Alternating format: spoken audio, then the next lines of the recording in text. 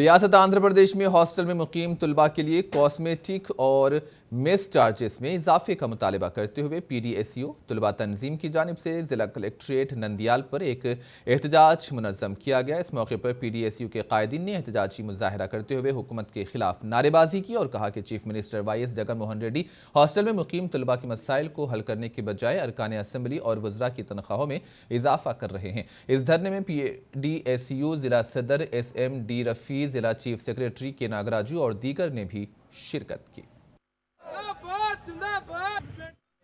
అధికారం వచ్చి 3.5 సంవత్సరం దాటిపోయింది।